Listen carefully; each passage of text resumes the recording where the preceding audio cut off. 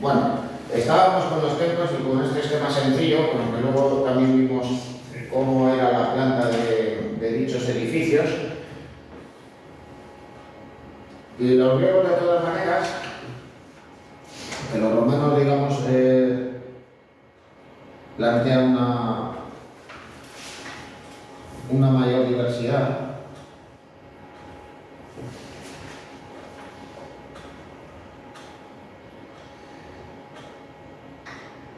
Pues también vienen a responder a unos modelos constructivos.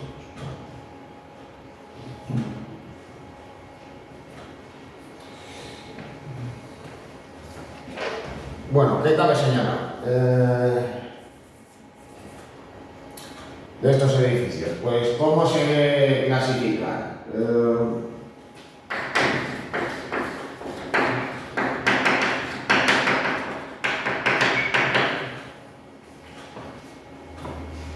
Pues básicamente por el número de columnas y por la disposición de las mismas.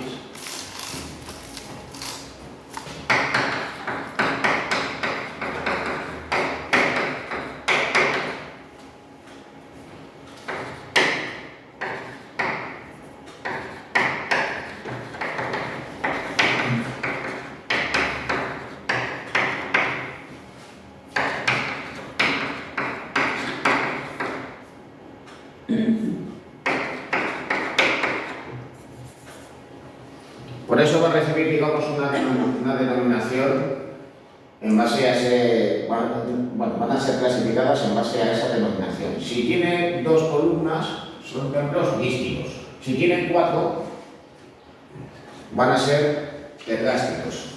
Si tienen 6, van a ser elásticos. Si tienen 8, van a ser octásticos. Y siempre, menos una excepción que os voy a enseñar ahora, el número de columnas que hay en la fachada son pares.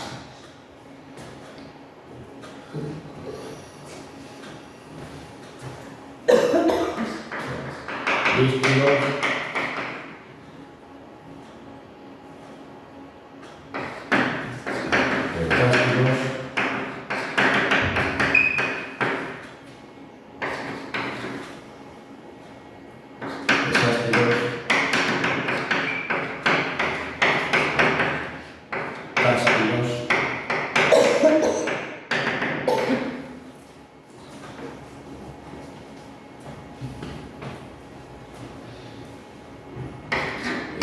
Su planta.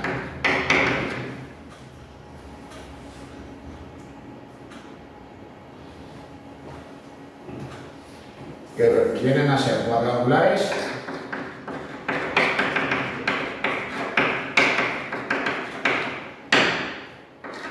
a excepción de los llamados toros.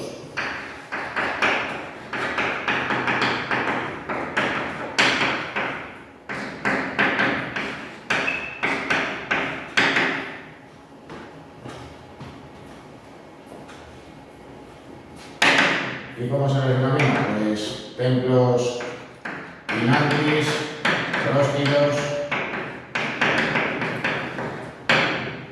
afipróstilos,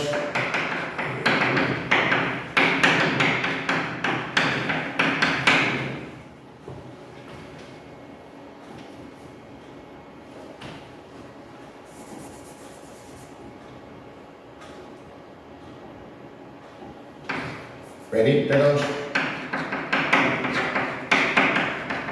pseudoperípteros,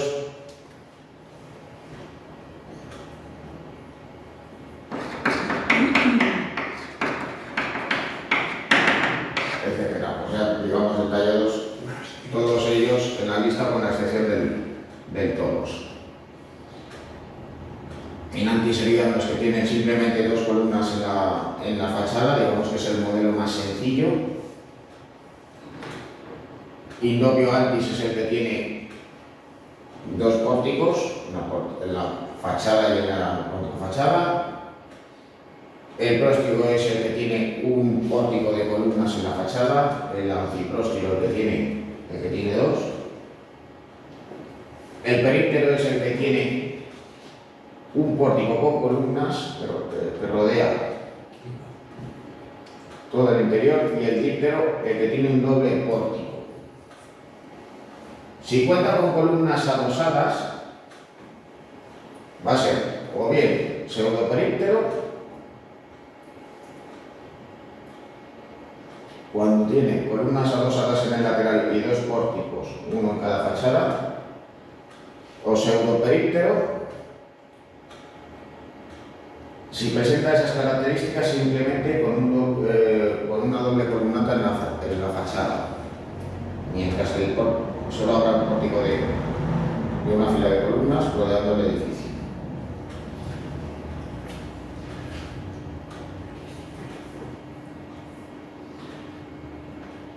Bueno, pues un templo como el del Partenón de la Acrópolis de Atenas, ¿qué características tendría? Pues el correspondiente a un templo períptero, porque tiene un pórtico que rodea toda la construcción.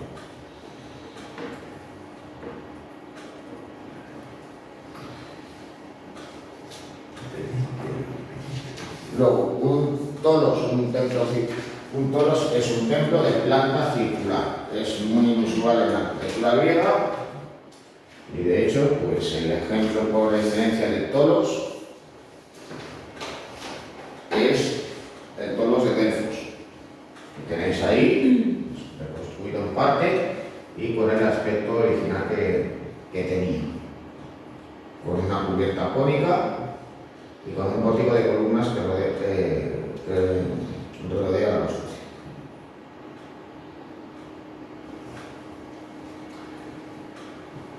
Bueno, ya por cambiar, digamos,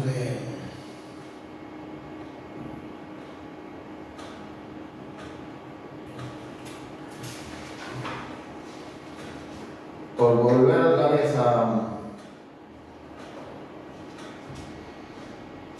cómo los griegos lo que buscaban era la perfección, pues curiosamente van a deformar las construcciones para que sean perfectas visualmente. Así que van a llevar a cabo correcciones para que a nuestro ojo las construcciones sean perfectas, aunque para ello tengan que alterar las proporciones. ¿Qué es lo que van a hacer? Curvar el entablamento y el estilobato, ensanchándolo en determinadas áreas, variar el espacio entre las columnas,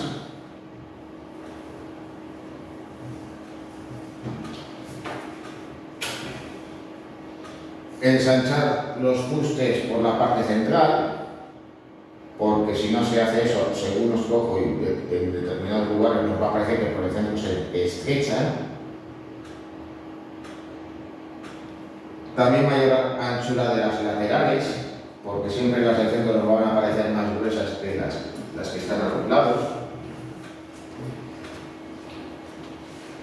Todo ello, pues, para que desde nuestro punto de vista el templo visualmente sea perfecto, aunque proporcionalmente no lo sea. Es decir, para que nuestro ojo vea esto y no algo como esto, cuando en realidad lo que se ha construido es algo así.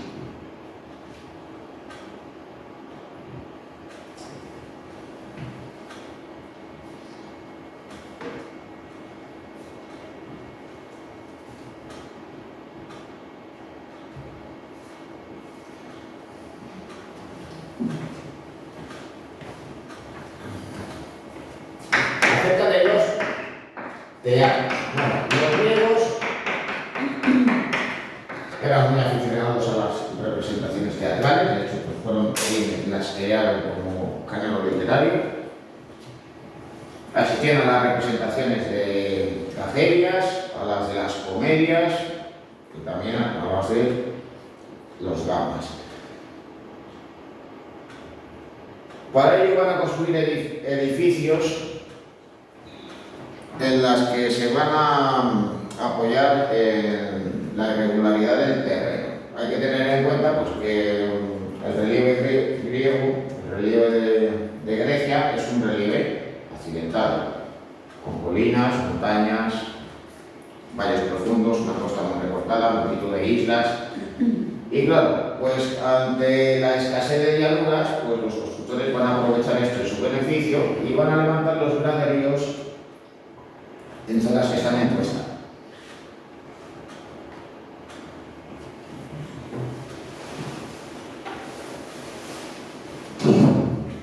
Luego, a su vez, cada espacio se va a destinar a una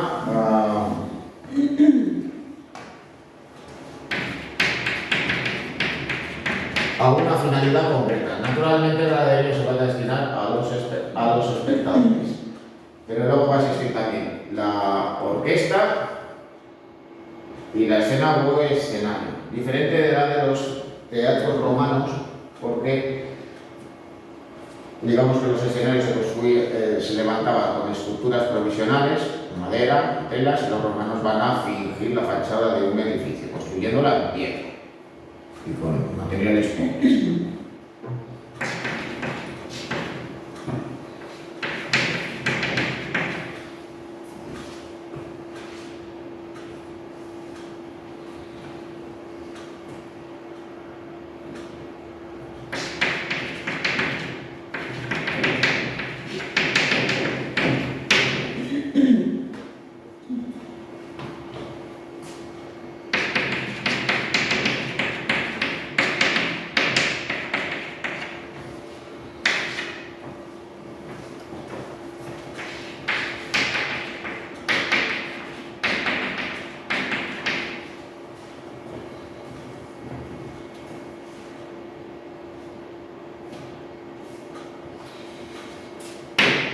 Bueno, ¿cómo era la planta de estos edificios? Bueno, pues en primer lugar estaba como espacio, digamos, organizador, la orquesta orquesta. Era el lugar donde se encontraba el coro griego, pero también donde se tocaba música, donde se tenían lugar las representaciones de danzas.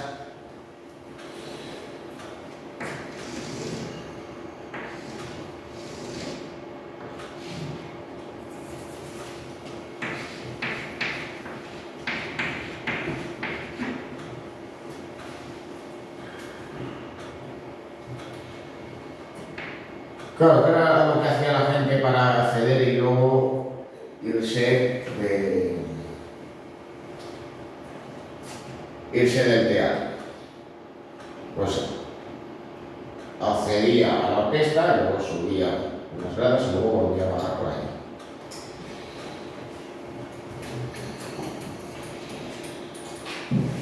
Luego, el graderío, ¿cómo se organizaba? ¿Cuál era su disposición en planta? Pues voy a tener una planta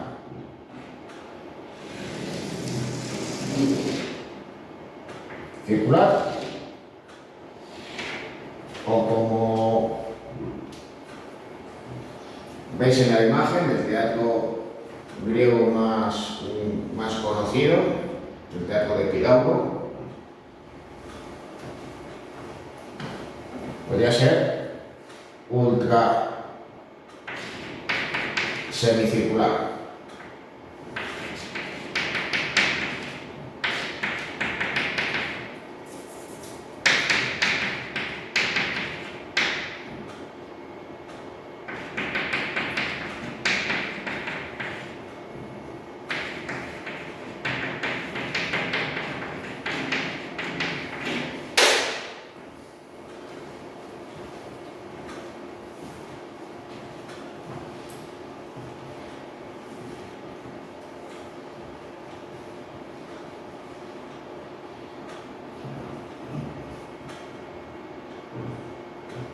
Los teatros romanos eran semicircular, no metían el teatro.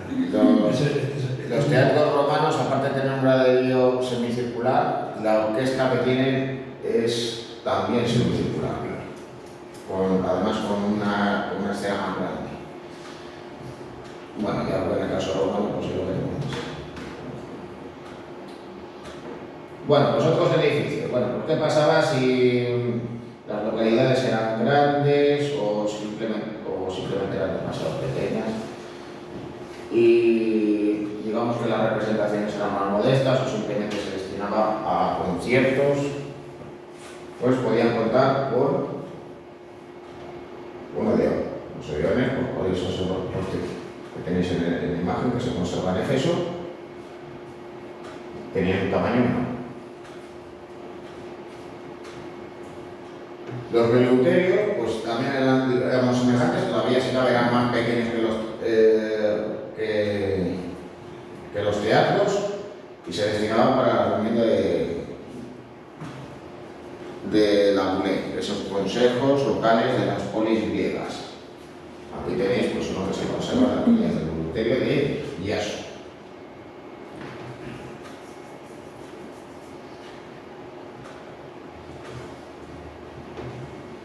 Luego también, como curiosidad y debido a ese tamaño, y en cierto modo pues como un espacio pues, de acogida o de recogimiento, pero también pues, para albergarse en momentos en los cuales estuviera lloviendo, en los veleuterios podía haber un patio porticado.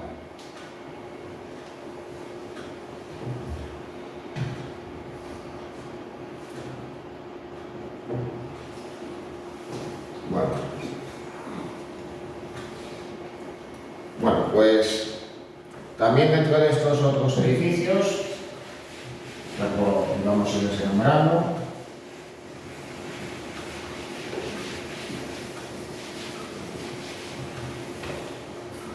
Pues los griegos también tenían, digamos que sus propios espacios destinados a uso comercial.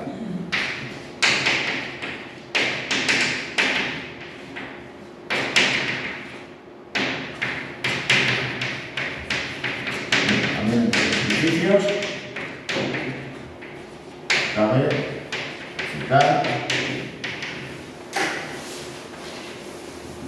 al Odeón, el veleuterio,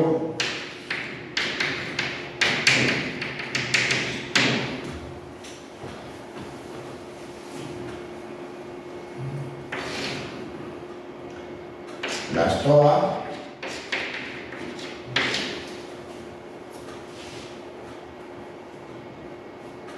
la Stoa no era más que un espacio porticado donde se podían llevar a cabo transacciones comerciales, incluso podía localizarse algunas tiendas. Esto viene a ser una reconstrucción de la que existía en Atenas, la Stoa de Ácaro.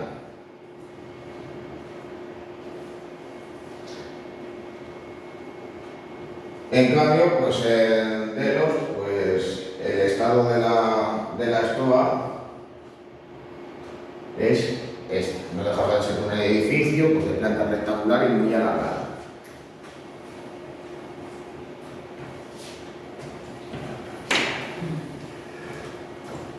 Bueno, como los griegos eran un pueblo marinero que vivían de cara al mar, también contaban con sus arsenales. Quizá pues el arsenal más importante de la antigüedad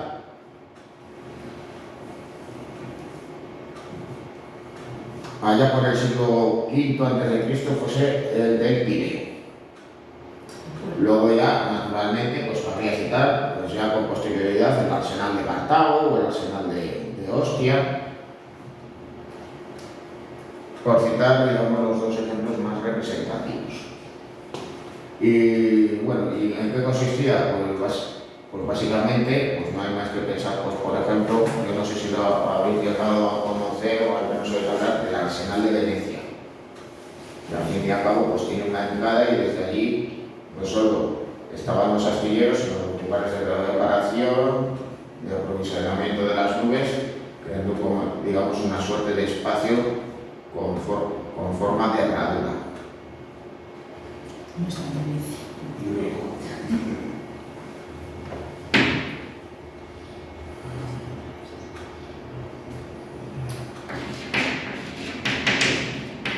Bueno, también los griegos tenían sus gimnasios,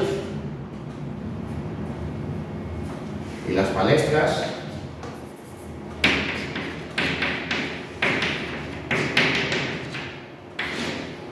como lugares de práctica deportiva.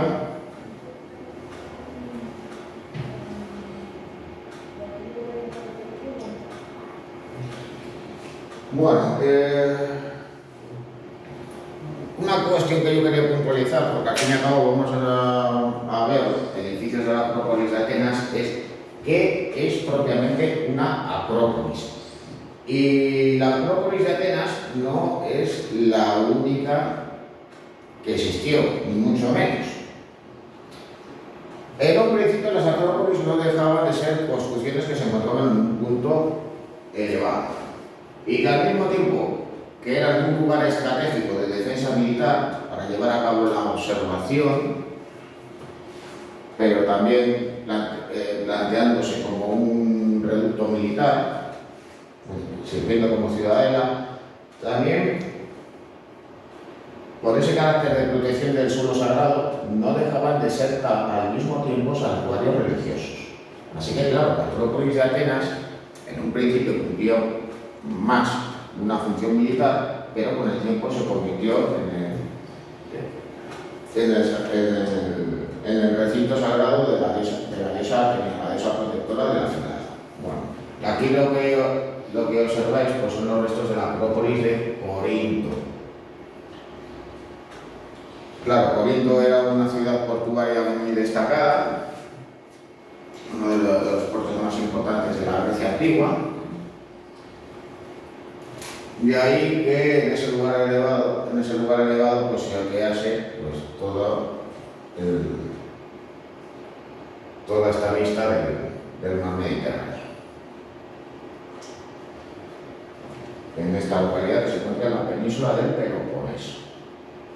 Bueno, el aspecto de la Acrópolis en la antigüedad vendría a ser como se localiza pues, en un monte en la propia ciudad de Atenas. Claro, la Acrópolis de la Atenas clásica era un recinto militar. No. ¿Por qué? Bueno, pues como tenía unas escaleras monumentales que permitían el acceso al recinto sagrado, pues eso, evidentemente, pues lo que hacía era facilitar el acceso y no precisamente poder defender el recinto. Así que claro, podía ser de utilidad como punto de observación, pero no como defensa militar. Bueno.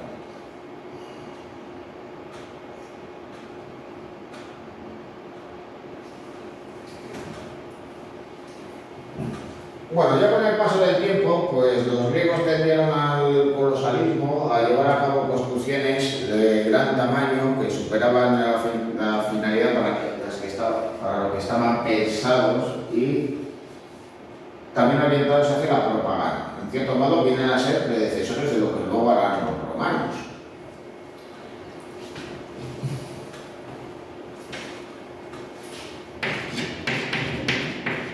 Por eso también van a llevar a cabo construcciones conmemorativas.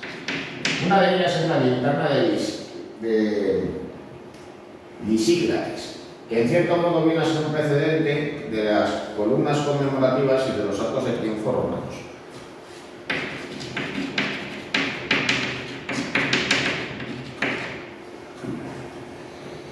Pero también, digamos, con esas construcciones de gran tamaño, que en cierto modo pues, vienen a tener un tamaño colosal, pues está una de las maravillas de la antigüedad clásica, el faro de Alejandría. ¿Hubiera sido necesario construir un faro de tanta altura para balizar el lugar? Seguramente no, pero claro, cumplía también más funciones, aparte de, evidentemente, de convertirse pues, en la construcción más representativa de la ciudad.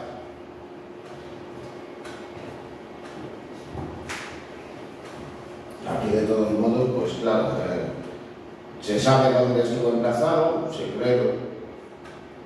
cree haber reconocido sus cimientos, pero el edificio pues, se conoce pues mediante testimonios, algunas monedas que se han conservado, etc. Otro edificio conmemorativo. Este edificio, la torre de la Coruña, el faro del Cures, la torre del Cures es similar, ¿no? Hablan de que es similar al faro de Alejandría. Bueno, pues evidentemente pues los romanos se inspiraron a los griegos, también levantaron diferentes faros y claro, pues a la hora de levantarlo con un tamaño más modesto, levantar esta construcción.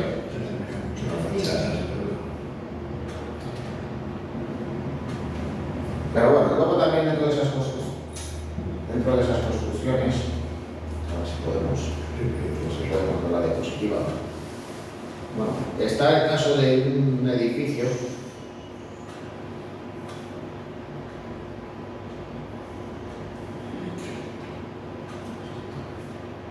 del cual, bueno, pues se conservan algunos restos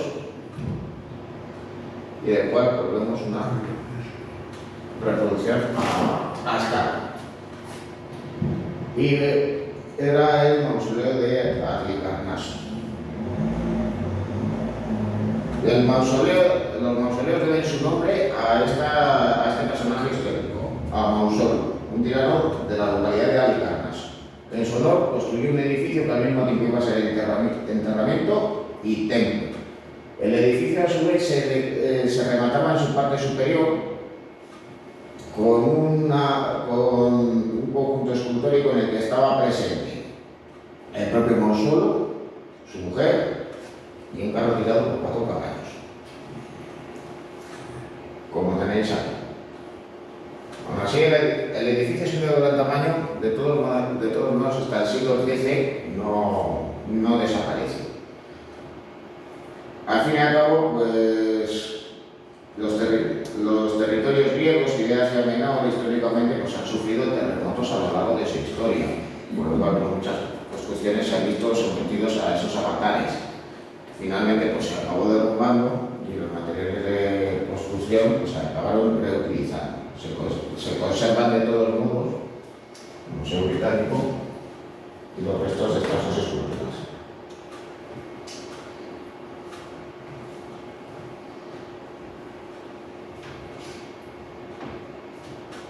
Bueno, por cierto, las 7 maravillas del mundo, ¿sabéis cuáles fueron? Pues esta es una de ellas, ¿no? Fue. Lo vamos a ver en un vídeo, porque de memoria se puede saber cuáles fueron.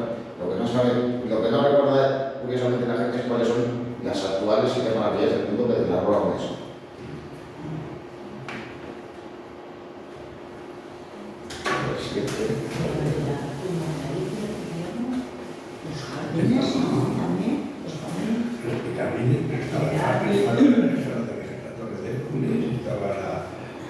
Algo de especie de coloso de Rodas.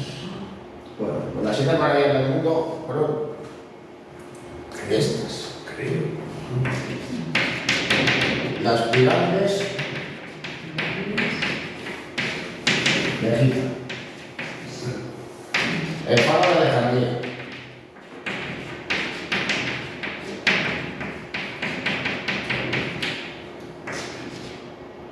El templo de Artemisa en Éfeso.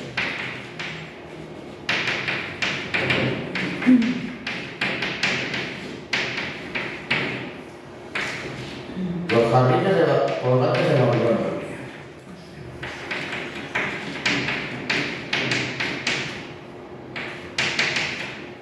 El coloso de Rodas.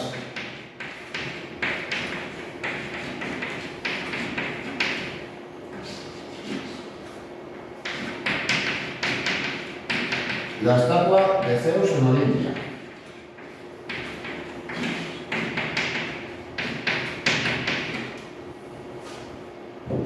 Y el mausoleo de Halicarnaso.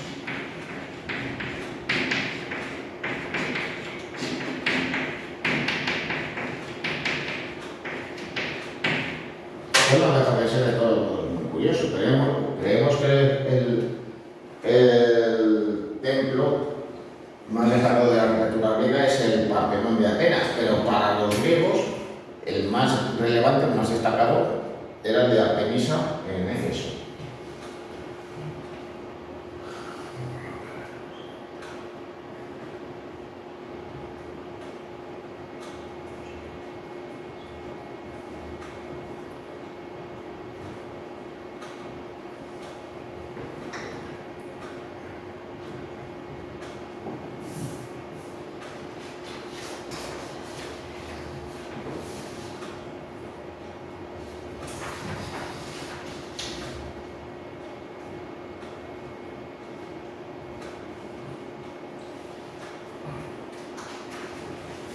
Bueno, pues las que se consideran pues, las 7 grandes maravillas del mundo moderno. Kia, descubre lo que te inspira.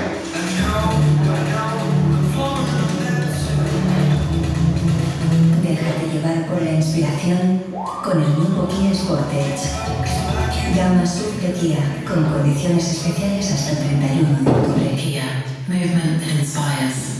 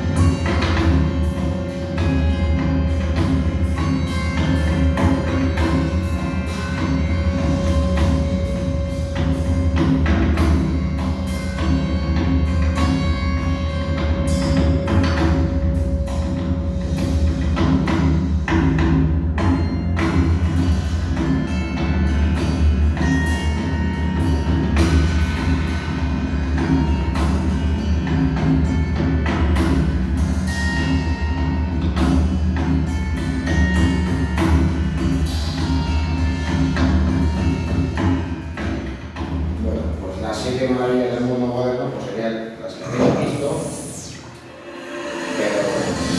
pero habría que incluir una octava, que es la que nos ha quedado de la antigüedad. Las pirámides de Giza. Claro, por eso también, en cierto modo, han tratado de ser ecuánimes. Cuando se lleva a cabo la elección, 3 en América, 1 en Europa, 3 en Asia. Quedamos África, pues evidentemente la que se iba a localizar era esta. Naturalmente, pues con la elección, pues claro, no deja de ser, pues, digamos que algo que pudiera tener, digamos, cierta polémica sobre por qué unos edificios y no otros, pero de todas maneras, aún así, pues yo pienso que sí que se puede pensar que la elección es acertada, porque se trata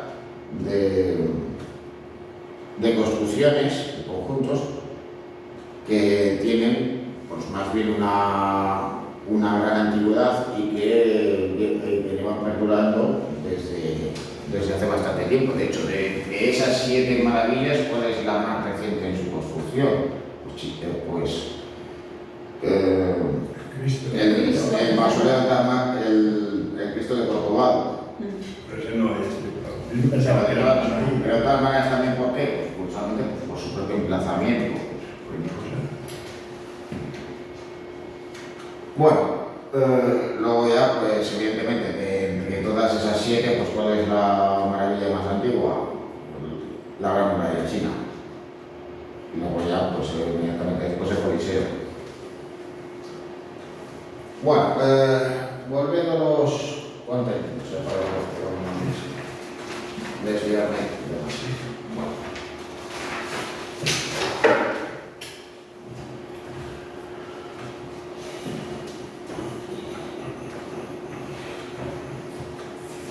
Bueno, los edificios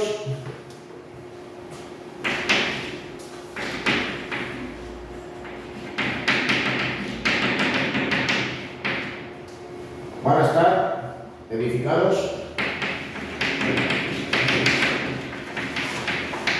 en base a un orden.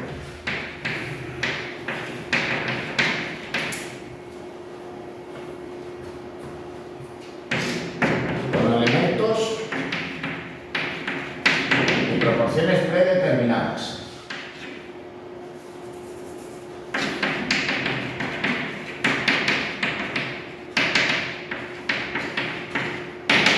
Y esos tres órdenes que van a utilizar los griegos van a ser el orden dórico, el orden jónico y el orden corintio. ¿En qué consistía cada uno de ellos?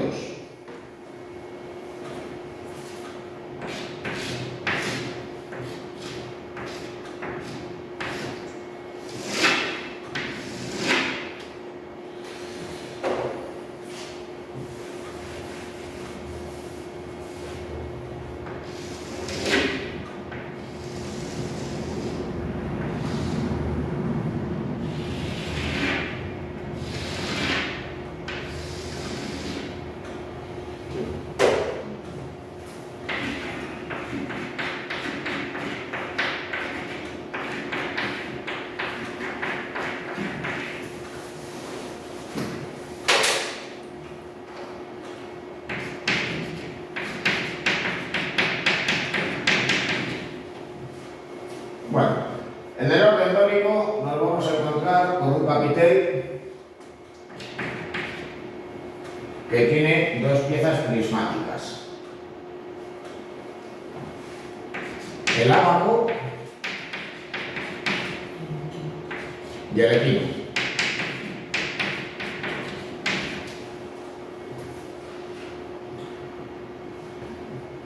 Este está inspirado pues, en las formas que ya existían con anterioridad. De hecho, en el caso de la cultura cretense, empleaban unas columnas que se conocen como protodóricas.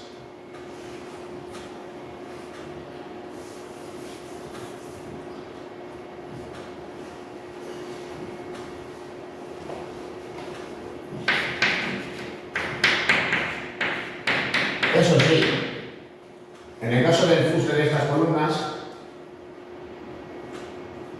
para evitar que tuvieran un aspecto completamente liso, van a tener estrías.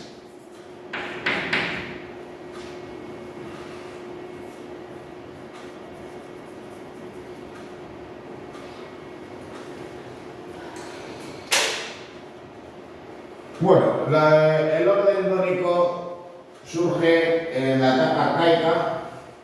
Ya nos los vamos a encontrar, pues, por ejemplo, en los templos de Paestum. Y en la etapa clásica van a aparecer primero el orden jónico y el orden corintio.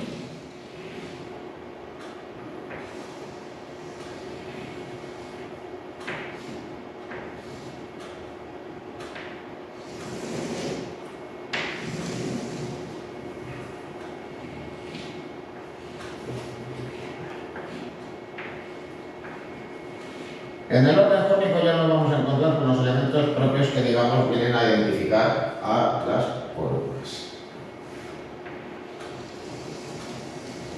Y son esos tres elementos, digamos, característicos. El capitel, el fuste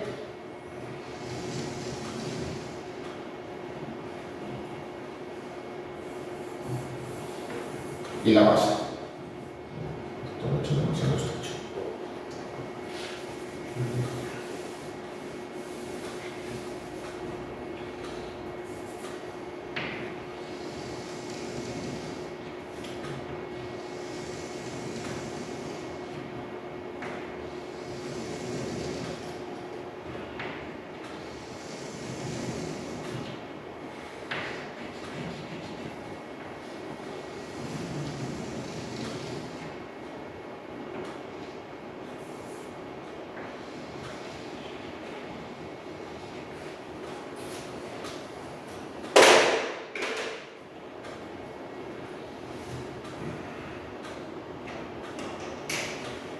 Bueno, en la parte inferior, por tanto, nos vamos a encontrar con la llamada basa ática.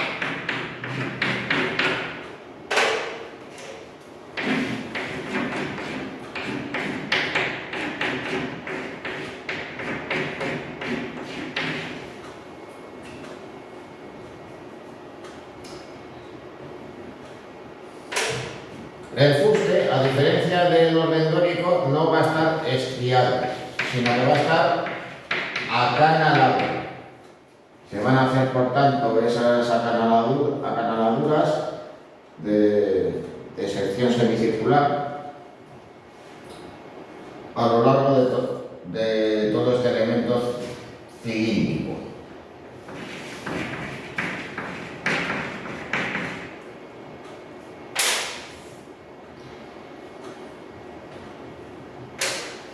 Y en cuanto al capitel, aunque sigue conservando el ábaco,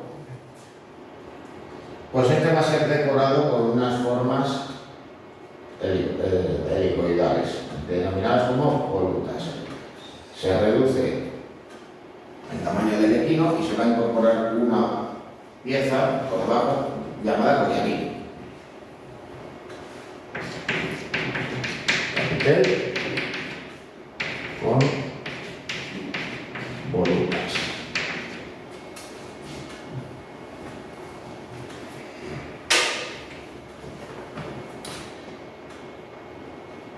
Y luego ya de manera más tardía y con un carácter ya más decorativo, es decir, que nosotros lo podemos asociar más bien a la etapa helenística que a la etapa clásica, va a aparecer el orden corintio.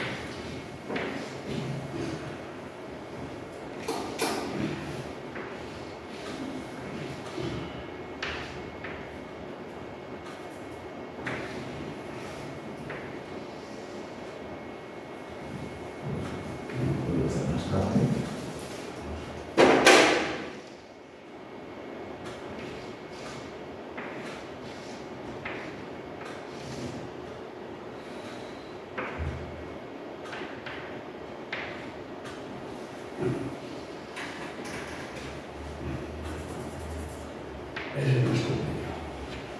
¿Este más, no? Es nuestro principal dibujante. ¿Qué viene de las hojas de canto? Las hojas de canto.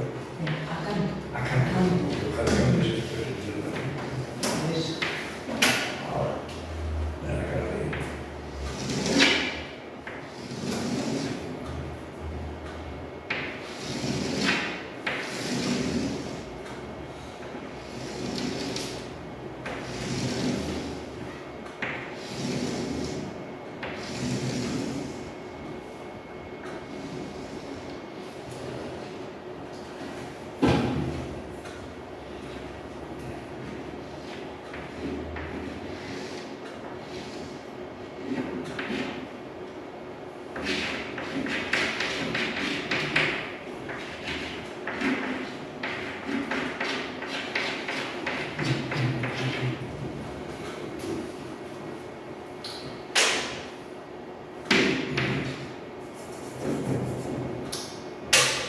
Bueno, el fuste nuevamente vuelve a estar acanalado.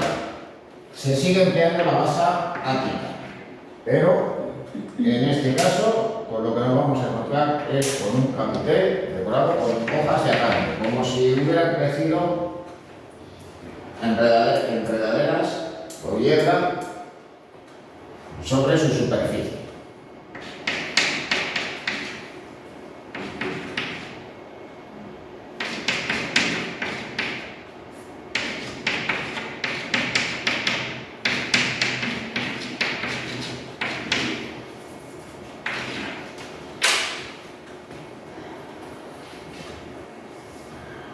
Bueno, por si todo esto no quedó suficientemente claro, pues aquí hay el código.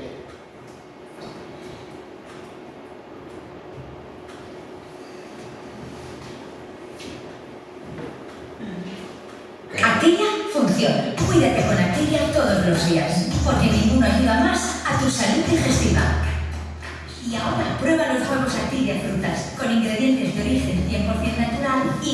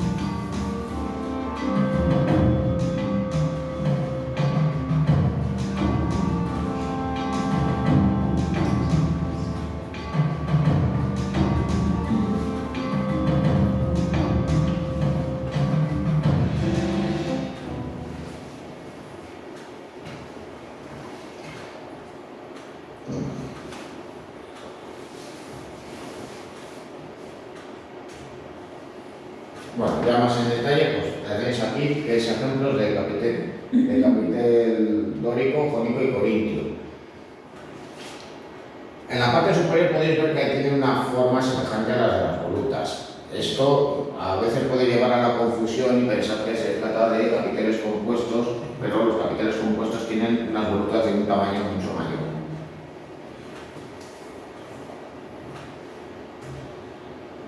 Bueno, sobre la escultura.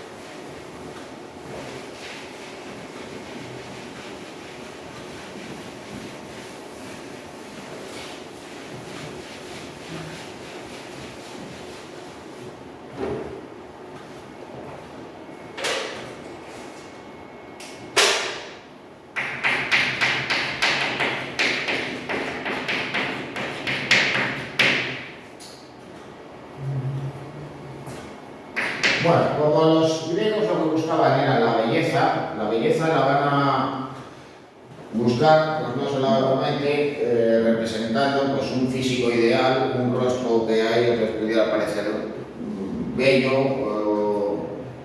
o la representación con las ropas según la moda de la época, sino que se va a ajustar también a una serie de características muy determinadas. En primer lugar, la escultura también va a responder a un canon.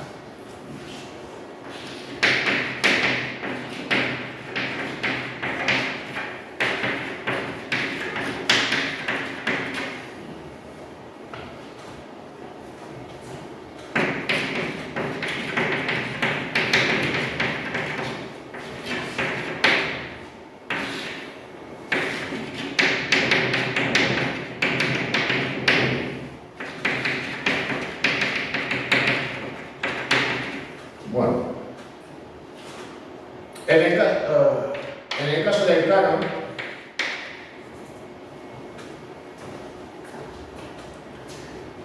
pues ¿qué parte es la que van a utilizar para representar el todo? La cabeza. Van a utilizar dos tipos de cánones, el canon de Policleto o el canon de Praxíteles. El canon de Policleto es el que recurre a un canon de 7 cabezas.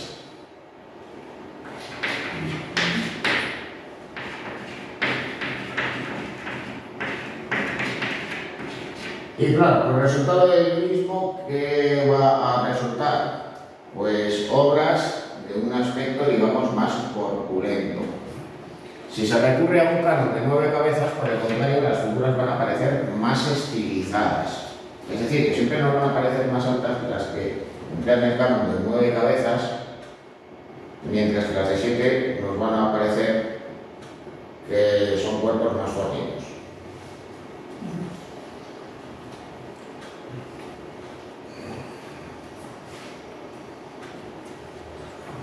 Y luego además, estas obras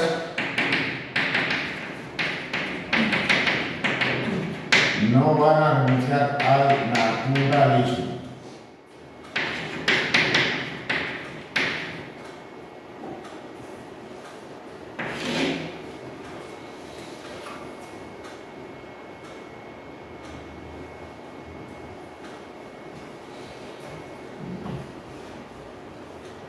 Y claro, pues aunque se recurra a un físico ideal, pues nosotros pues, reconocemos la perfección al representar a la propia anatomía humana.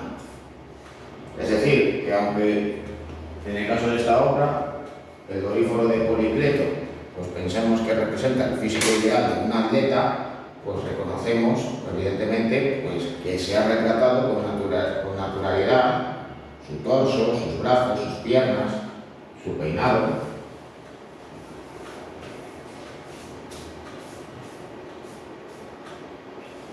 Solamente digamos que habría una excepción, que sería el tamaño de los genitales masculinos. Pero esto tiene una razón de ser. No sé si sabéis cuál. Pues que si se hacen de un tamaño menor, entonces nos vamos a fijar menos en ellos. Ah, Y digamos que no nos va a distraer con el resto de la obra. demasiado pequeños al cuerpo que tiene el Señor. La comparación Viene a ser, digamos, algo pues muy habitual y que se ha repetido mucho a lo largo de la historia del arte. Podemos pensar, por ejemplo, en el David de Miguel Ángel. Pero yo siempre he hecho el chiste de David de Miguel Ángel, tiene la cabeza muy grande y el pene pequeño. El cuerpo. Bueno, de todas maneras ese naturalismo también visible a la hora de representar una escultura donde esté presente la serenidad y el equilibrio es reconocible también por el empleo del contrapuesto. ¿Y en qué consiste eso?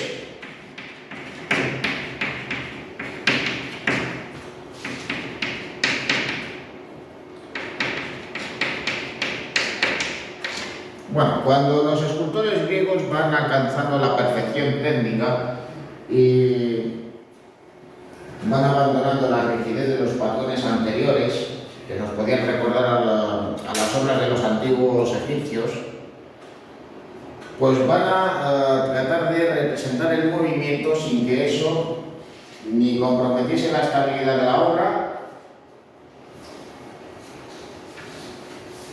ni que tampoco la desequilibrase. Así que, ¿qué es lo que van a hacer? Pues representar un movimiento en la que las partes se van desplazando de manera contrapuesta. Es decir, que cuando se mueve una parte, va a tener su contraparte en el lado contrario. Bien, en el contrapuesto, tomando la figura del dorizo. Al adelantar la pierna izquierda, la cadera se va a mover hacia el lado contrario. Al fin y al cabo, esto es algo que hacemos nosotros cuando andamos. La cadera se va contrabalanceando.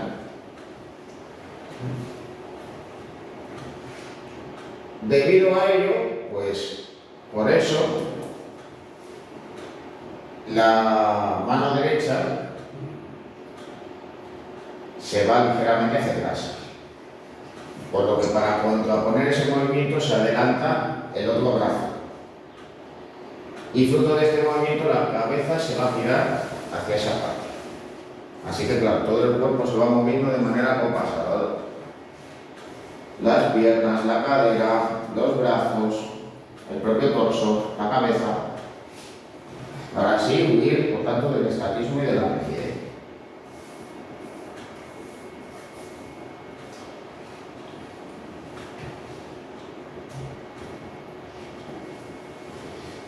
Bueno, no obstante,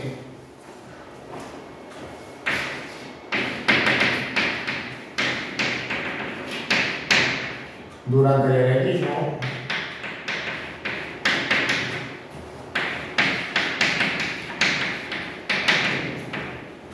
los autores pues van a huir de esa serenidad, buscando un mayor dinamismo y un mayor dramatismo.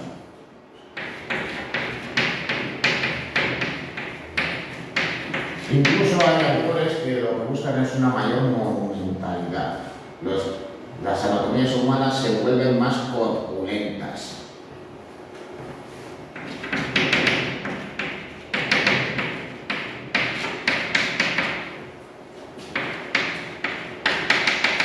Por eso también van a aparecer los grupos escultóricos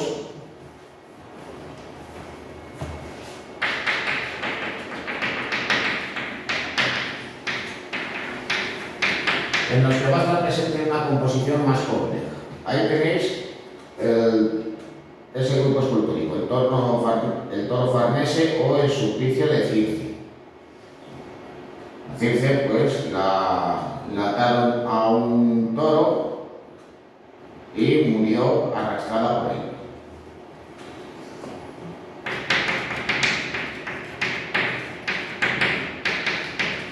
Y claro, pues el autor o autores pues van a crear un grupo escultórico con varias figuras que se disponen de madera piramidal, retorciéndose, tirándose unas sobre las otras.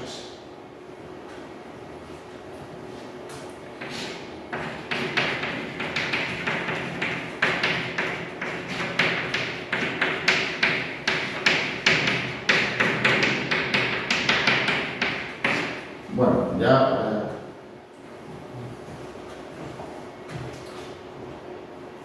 luego ya, digamos, obras más destacadas o detalles, pues aquí a continuación aparecen unas enunciadas de manera muy sencillita, aunque de todas maneras habría otras que quizá os puedan venir a la mente según estamos viendo estas y que penséis, bueno, ¿y por qué no estas otras? Que de todas maneras podemos revisitar. Bueno, de entre todos los edificios de la antigua Grecia, ¿cuál sería el primero de todos ellos que nos va a venir a la mente? Pues el propio Partenón, el templo más destacado de los que se encuentran en la Acrópolis de Atenas.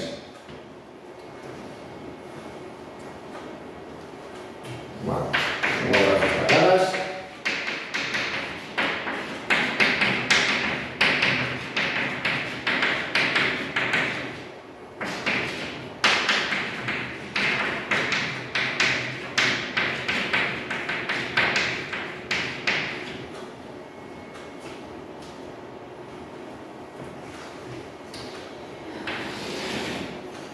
Las construcciones que se encuentran en la Acrópolis fueron edificadas en el siglo V a.C. Ya con anterioridad existía un templo dedicado a la diosa Atenea en la Acrópolis previa a la etapa de Pericles.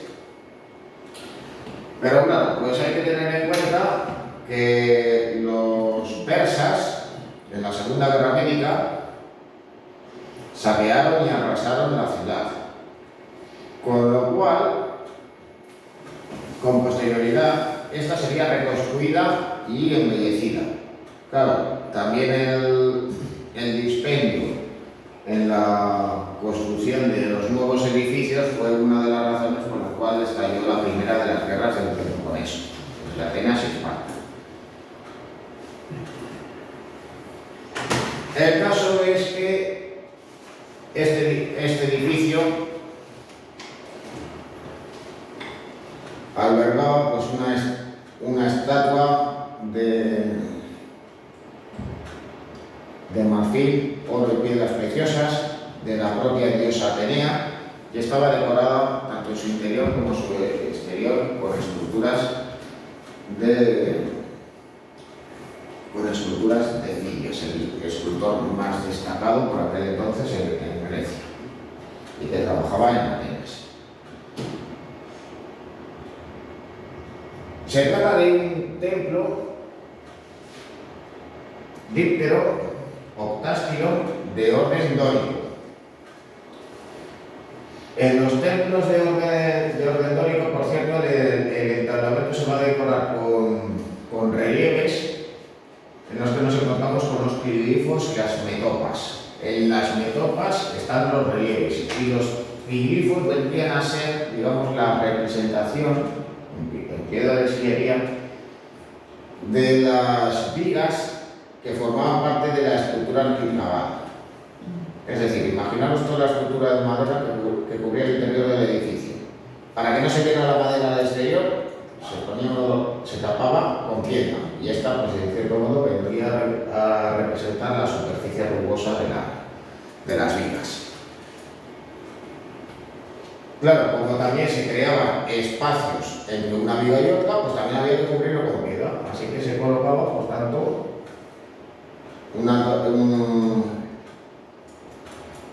una losa con un alto relieve denominado como metopa.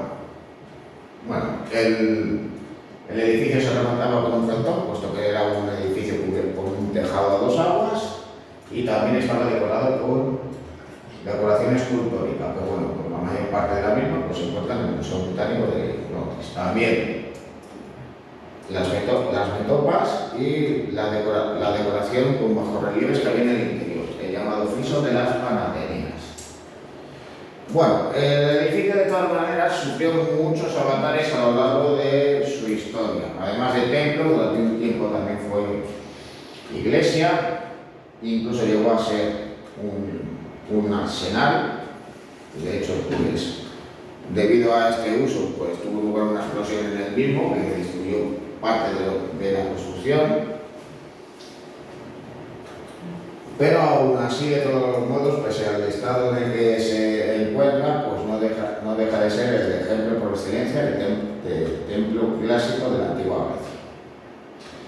Pero evidentemente no es la única construcción.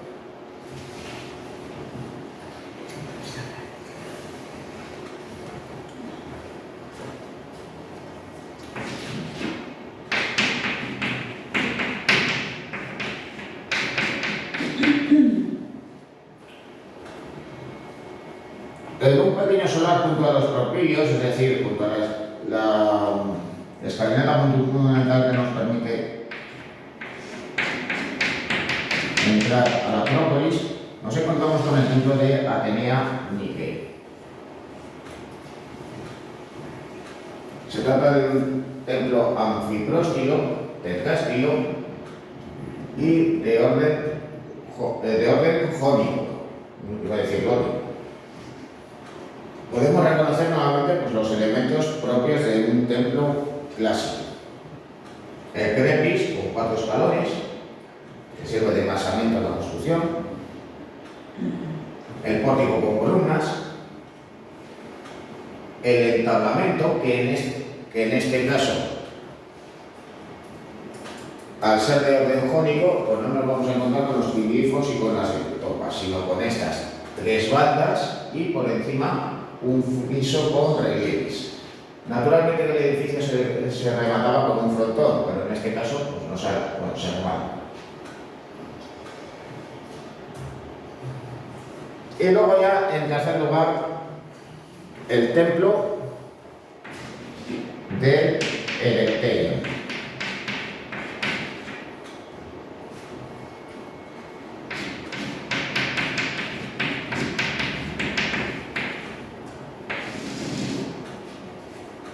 Se trata de una construcción que se erige en el lugar donde, según la tradición, se habían disputado Poseidón y Atenea, la propia Atenas, venciendo esta última.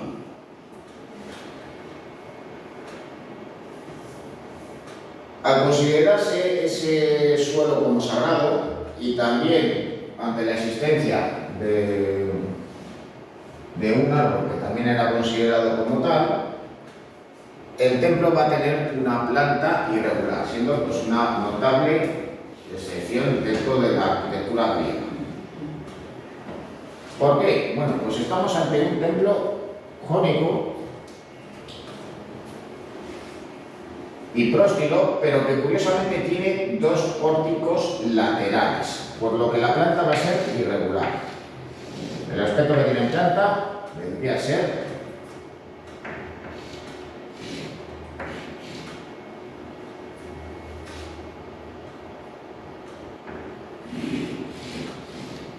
esto, una especie de T.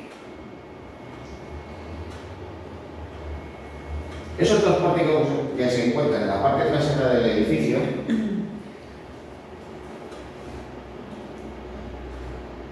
son por un lado de orden jónico y por otro lado van a tener unos soportes antropomorfos, que en este caso pues esos pilares van a ser las llamadas cariátides. Si fuesen hombres en vez de mujeres, se les denominaría tenantes. ¿Cómo? Tenantes. ¿Tenantes? Sí, Pero no tenantes, pero tenantes. El caso es que de todas maneras, pues claro, para no comprometer ni la estructura del edificio ni la integridad de las esculturas, lo que nos encontramos en la actualidad son réplicas. Los originales no se encuentran allí.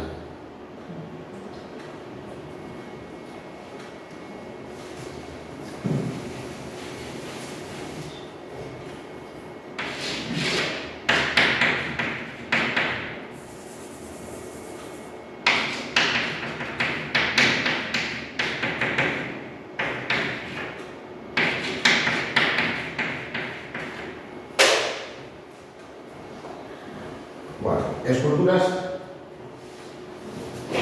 destacadas. Bueno, en primer lugar, el discómoro de Miró.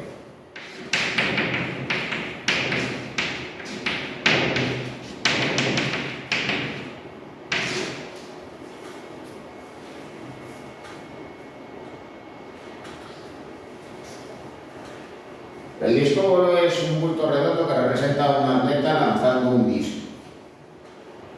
Aunque de todas maneras, digamos que la concepción de la obra es más próxima a un relieve que a un bulto redondo. El caso es que se trata de plasmar el movimiento previo al lanzamiento del disco, de ahí que los músculos estén en tensión al mismo tiempo que el cuerpo se gira y se retuerce sobre sí mismo. Aunque de todas maneras, pues el atleta tiene una expresión serena. En muchas ocasiones, la estatuaria clásica pues nos da una sensación de frialdad o incluso de inexpresividad.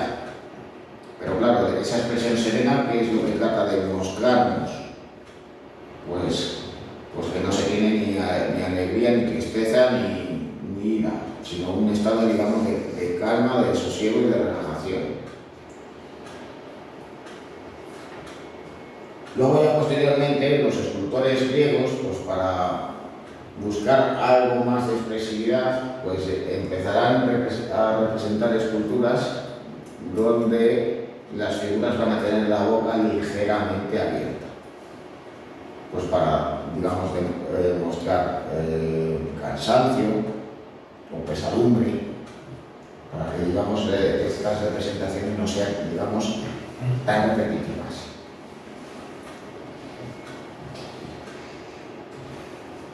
Bueno, aquí tenéis el doríforo de Policleto.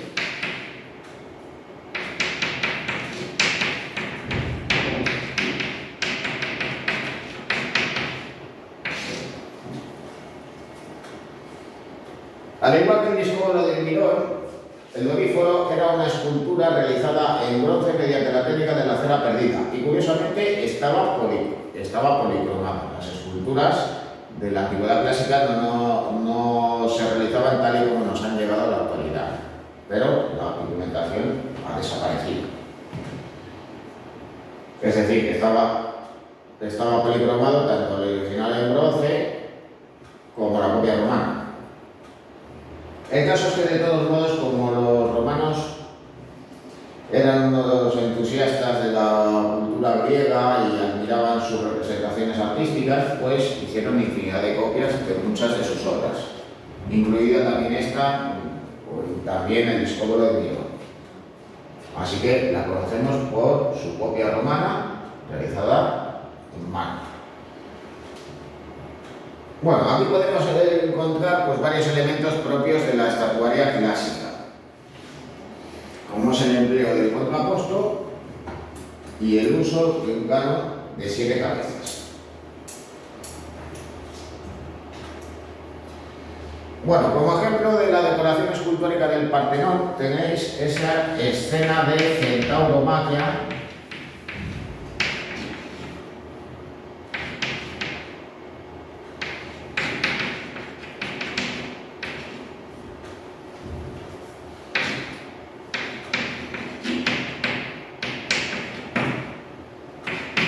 que decoraba una de las metopas del templo del Partenón.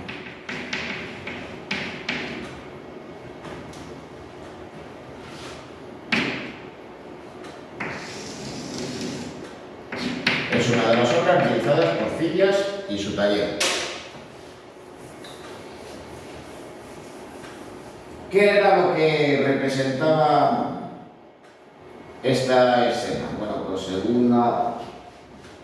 según la mitología, los centauros fueron invitados a un banquete por los humanos. Pero claro, estos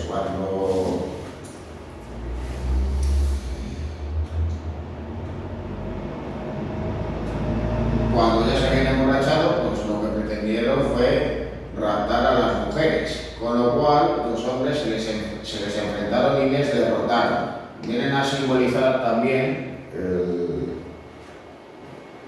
el triunfo del ser humano sobre los animales y lo que viene a ser también el triunfo de la razón sobre las pulsiones y los instintos animales.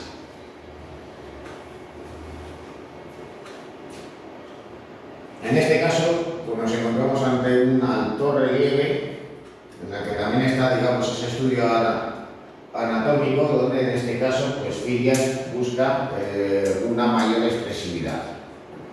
Bueno, pues con las posibilidades de un tema en el que está presente la violencia. De ahí que haya pues, un mayor dinamismo y una búsqueda, digamos, mayor de la expresividad. Al fin y al cabo, pues están, para que nos quede claro, pues los dos están agrediendo, nos están pegando.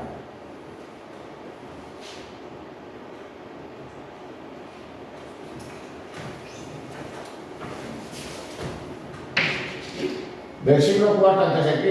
es el Apoxiomeno de Lisipo. Lisipo fue el escultor favorito de Alejandro Magno, realizó varios retratos suyos y, entre otras cosas, pues recurría al canon de Praxíteles, es decir, un canon de 9 cabezas. De ahí que esta escultura nos parezca más alta que Doríforo. Al ser una obra posterior, los escultores del siglo IV, tanto Praxíteles como Lisipo, van a representar sus temas, digamos, de otra manera. En este caso, se representa a un atleta, pero ¿qué es lo que está haciendo? Está celebrando un triunfo, está preparándose para competir, como el Doríforo que portaba una jabalina o el Discóbolo que estaba a punto de lanzar un disco. En este caso, pues aparece una situación un poco heroica, porque lo que está literalmente haciendo este luchador es limpiándose con un cepillo el sudor, la grasa, el polvo, la tierra, después de haber estado combatiendo. Por eso aparece así. Aunque eso sí, de todos modos, pues aparece una actitud un tanto más bien serena y también vuelve a recurrir al contraposto. De todos modos, las piernas, digamos, no están flexionadas, están en este caso más bien rígidas, inclinando, digamos, un poco de la cadera.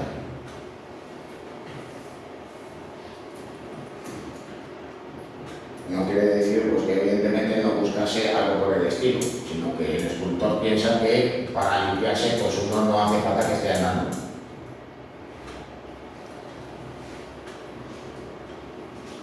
Bueno, y luego ya un último ejemplo, el Laoconte.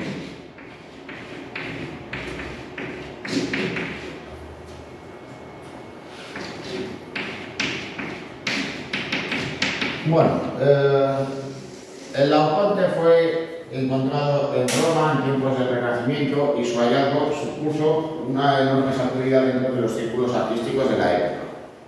Porque claro, cuando los artistas del Renacimiento pensaban en una obra de la antigua Roma y de la antigua Grecia, pues estaban pensando Pues en algo como el discópolo, en algo como el doríforo, en algo como el apoxiomeno, pero no en algo como esto. Y se encuentra con unas figuras muy expresivas que se retuercen, que sufren, que tienen evidentes muestras de dolor, al mismo tiempo que también está presente una musculatura muy potente.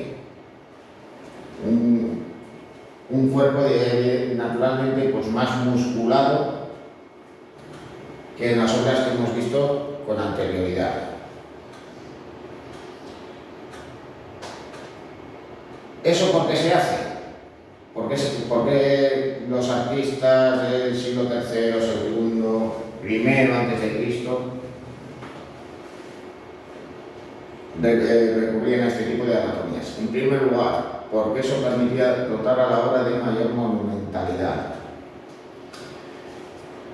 Es decir, que nos parezcan, digamos, más grandes, que ocupen de manera mayor un espacio.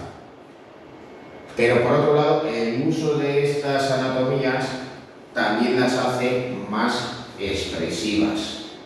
Y claro, pues entre a otros artistas, pues a quién fue a influir en el Renacimiento a la hora de emplear esas musculaturas tan potentes, esos cuerpos que se retuercen sobre sí mismos, esa expresividad dramática, sobre todo a quién.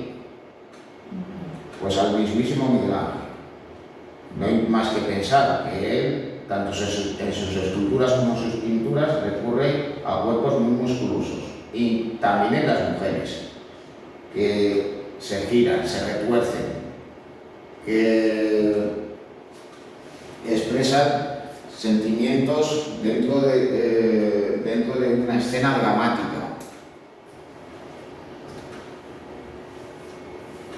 Así que, aunque digamos que en los orígenes de su obra artística esto ya está presente, hay algo, digamos, que le refuerza a él.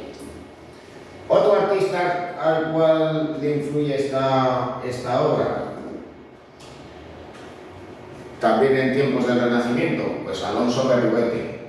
Las obras de Berruguete, pues claro, cuando uno piensa, pues, por ejemplo, en las esculturas del retablo de San Benito, pues claro, uno no se encuentra pues, con una anatomía como esta, sino con cuerpos más estilizados, figuras más delgadas y alargadas. Pero sí que nos encontramos con esa gestualidad expresiva y esos cuerpos que se retuercen incluso sobre sí mismos, porque también conocía esta escultura. El que yo he visto en el Vaticano es el original, ¿no? No lo copia, ¿no? Es este. Es este. Sí. Me entraba la duda. De todas maneras, muchas de estas esculturas pues, han sido restauradas, se le añadieron ciertas partes y claro, pues en su proceso de restauración se añadieron las extremidades completas. Posteriormente se eliminaron. ¿Y en el Museo de Esculturas que hay aquí, en el Museo de Escultura Nacional? Son copias también. Bueno, esto más Es que he visto y me entraba la duda ahora. Yo pensaba que era el original, pero es que estaba sin protección, por eso me pensaría que apenas está en una esquina pero sin protección también. Bueno, otras obras arquitectónicas, por ver alguna más en el tiempo que queda de clase. Bueno, uno de los conjuntos histórico-artísticos más destacados que hay en Sicilia son los templos de Paestum. Son templos realizados en la etapa arcaica.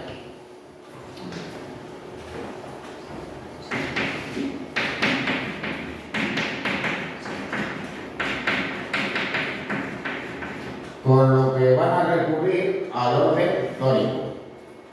Aunque eso sí, digamos que por el tamaño de las columnas, la forma de los capiteles, nos puede parecer que son más vastos, menos sofisticados que las columnas del templo del Partenón. Aquí podemos observar cómo nos encontramos aquí con las metopas, mientras que los espacios que quedan entre ellas vendrían a corresponder a los glifos.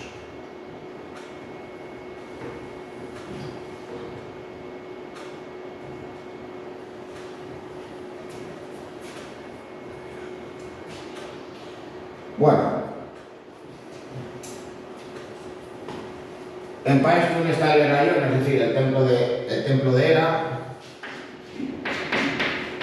en ese recinto sagrado que estaba cerca de la colonia griega de Poseidonia.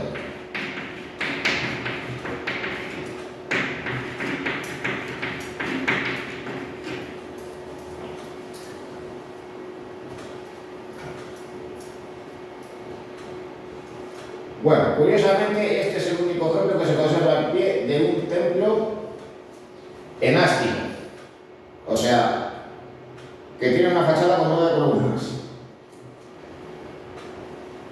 Ya os había comentado que en el caso de los templos griegos, pues las columnas de la fachada iban por números pares, templos de 2 columnas, de 4, de 6, de 8, en este caso de 9. También nuevamente es un templo de orden dórico.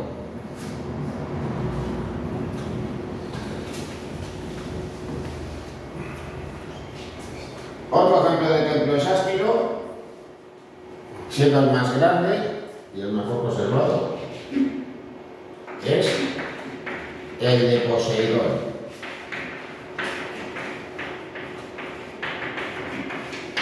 Que nuevamente vuelve a ser un templo díptero y de orden dórico.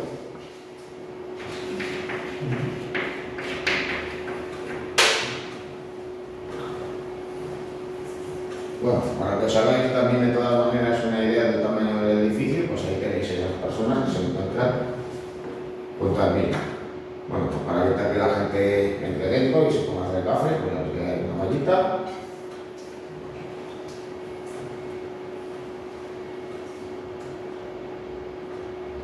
Bueno, aquí lo que tenéis es una reconstrucción y la planta de una de las 7 maravillas del mundo, el Artemisón de Éfeso. Se trataba de un templo díptero, es decir, que tenía un doble pórtico de columnas, a su vez era octástilo, porque tenía 8 columnas en su fachada y era de orden jónico. Bueno, el edificio pues fue levantado en el siglo V, después de reemplazar a un templo anterior, pero a mediados del siglo IV a.C., pues un vecino de la localidad no tuvo otra idea que para que su nombre fuese recordado para siempre, pues fue incendiado. Fue nuevamente reconstruido, pero evidentemente no recuperó el esplendor de antaño y finalmente acabó desapareciendo.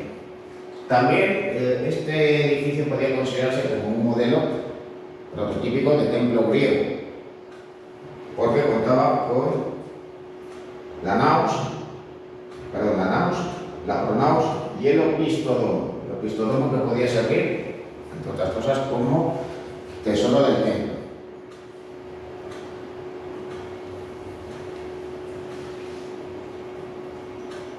Los edificios que hemos visto antes, aquí tenéis la planta del Electeion, con esa planta irregular que os había señalado. Este sería el pórtico de las Cariátides, con esa forma más bien irregular y más bien de T que tiene el edificio.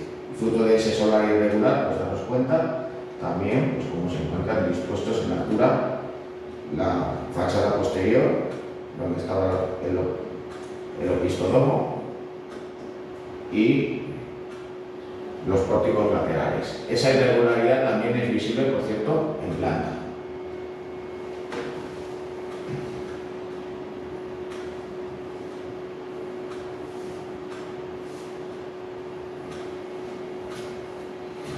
Bueno, el templo del Partenón, pues nuevamente, pues recordamos que es un templo octástilo,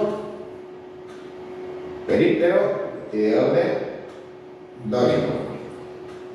Conocemos quién realizó la decoración escultórica, que fue Fidias, y también sus arquitectos, Silvino y Calístrates, los cuales llevaron a cabo además todas esas correcciones ópticas típicas que ya habíamos visto con anterioridad, para que fuera visualmente perfecto desde cualquier lugar. Por eso, si nos aproximásemos hacia él, veríamos como que las columnas están echadas hacia atrás, para evitar la sensación de que cuando estamos encima de ellas, como que se nos vienen encima, por citar uno de los ejemplos de las correcciones.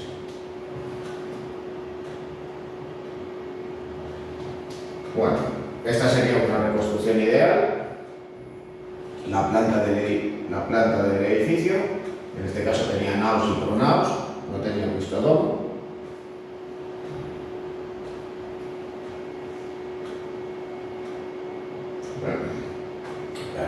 No, lo he dicho mal. Este es el cristodomo, esta es la cena. Y esto se puede servir perfectamente como pronaos de la construcción. Luego, el interior era este.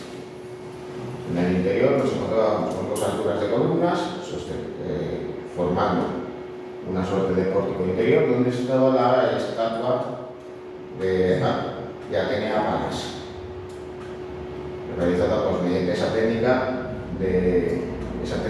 misoelefantina. Luego, ¿dónde estaba el friso de las Panateneas? Aquí, recorriendo el interior del edificio.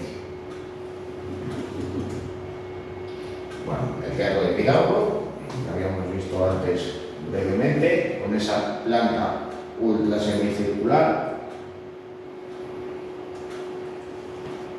y que cuenta, pues, por tanto, con su graderío, con su orquesta circular y con su escena. Naturalmente, pues, por los laterales se accedía al interior del recinto. Bueno, ni qué decir tiene, además que esta construcción cuenta con una acústica perfecta que todavía se conserva en la actualidad. Bueno, el mausoleo de Halicarnaso, que ya habíamos visto antes, se trata pues, de una reconstrucción. El tamaño de la obra original era mucho mayor. Bueno, el templo más grande que había en Atenas no era el Partenón, era el templo de Zeus olímpico y estaba en la propia ciudad. Era un templo de orden corintio. También era octástilo, como el templo del Partenón. Y era un templo díptero. En este caso ya nos encontramos con unas dimensiones colosales. Digamos que el uso de la construcción no guardaba relación con su tamaño. Pero esto, pues de todas maneras, guardaba relación también con la época en la que se concluye, ya el siglo II a.C., que no deja de ser de todas maneras un momento de decadencia de Grecia, incluida también la propia Atenas. Y por aquel entonces, había que recordar que los romanos estaban emprendiendo la conquista de Grecia. Ya habían iniciado el siglo anterior al conquistar el reino de Macedonia.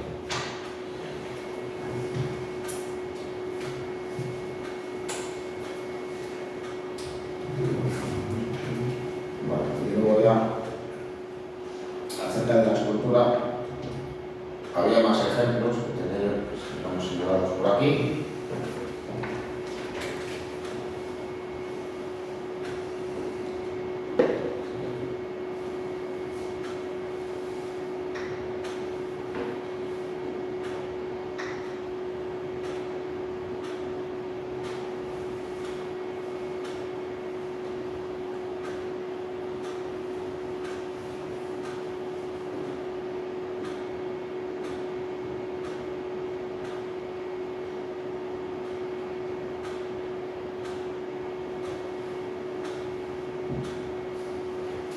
Pero bueno, de todas maneras, para hacernos una idea, ya habíamos visto habiendo visto el templo del Partenón, cómo era su decoración escultórica, qué es lo que nos ha llegado a la actualidad, qué es lo que se conoce.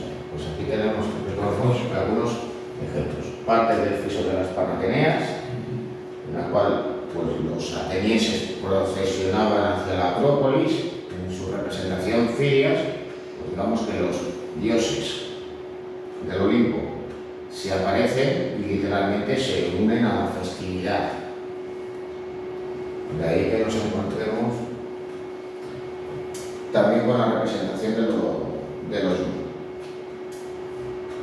los mismos, aunque aún así de todas maneras pues esta escena que hoy en día corresponde propiamente a la procesión.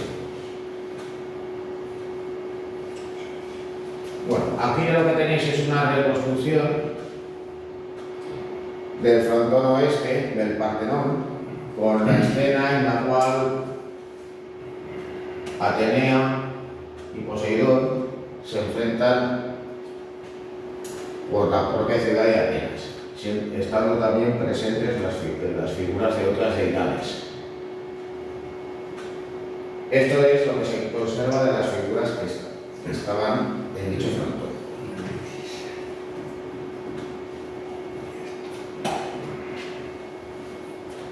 Esta sería la que corresponde al frontón este, donde en este caso está la escena en la cual se encuentran Zeus y Atenea, y donde también están nuevamente presentes otras deidades. En este caso, pues en esta obra podemos reconocer otro aspecto de la obra de Filias, y es el empleo de la técnica de los paños mojados. Busca representar, digamos, la caída natural de los pliegues de la ropa, pero también que éste se ajuste a la anatomía humana, por lo que va a recurrir pues, a esta técnica para ver cómo literalmente hay partes en las cuales las prendas se pegan al cuerpo, mientras que en otros casos digamos que se pliegan y se retuercen. Se observa de todos modos mucho mejor aquí.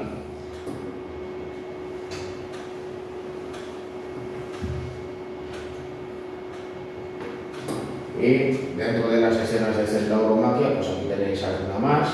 Aquí pues literalmente esta es todavía más expresiva en cuanto al grado de violencia, de cómo este centauro está estrangulando a este humano mientras le está sacudiendo un puñetazo.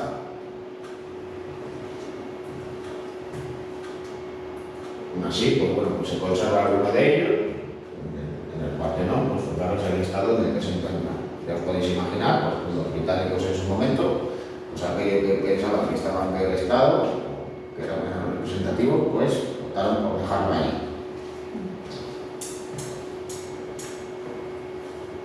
Bueno, si queréis lo dejamos aquí. Bueno, no, era más que nada pues por ir aprovechando la clase de tiempo que quedaba para terminar con el arte griego. Luego ya si queréis interés, os puedo mandar estas presentaciones que tengo yo de años anteriores, pues si queréis profundizar cuando interesaros en algún aspecto más. Hay una en la que está presente precisamente la cerámica. La cerámica, pues bueno, no pensaba no abordar la clase, pero si queréis interesaros, pues la puedo proporcionar. Y ahora que vamos a ir después a